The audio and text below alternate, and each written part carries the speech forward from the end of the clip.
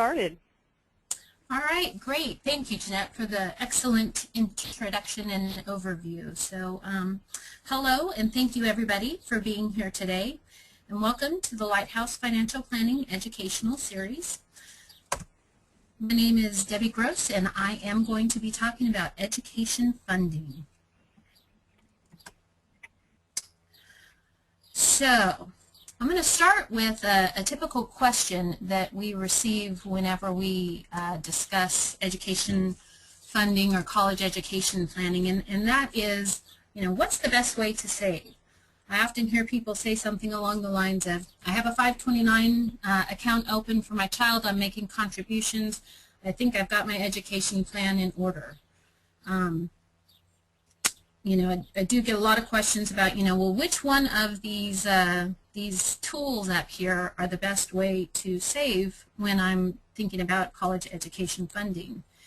And, trying to answer that question without having a lot more detail and information around the specifics of a plan is somewhat like asking a carpenter, what tool do you like best, the hammer, the screwdriver, or a level?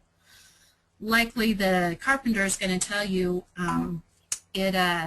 I need to know a little bit more about the job and what I'm supposed to do, and then I can tell you, which is my favorite tool and which one I like the best. And so that very much applies to education funding and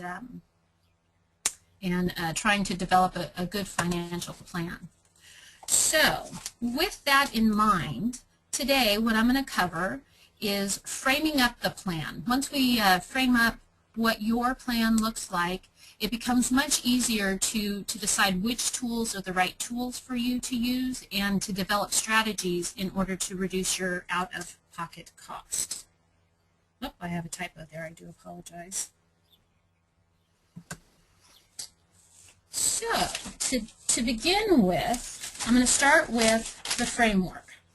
And in framing up your plan, there are really three steps or three questions that we need to ask. They are, what stage are you in, what type of financial family are you, and what type of student are we planning for? So step one, what stage? This is the easiest of the three questions to answer, either your early stage or your late stage. Early stage is generally before the child starts in high school. We're still kind of early stage at about the time freshman, maybe sophomore, but once they get to be about a sophomore and beyond, well, we're pretty much out of time for saving, and the focus becomes much more on mitigating the college costs.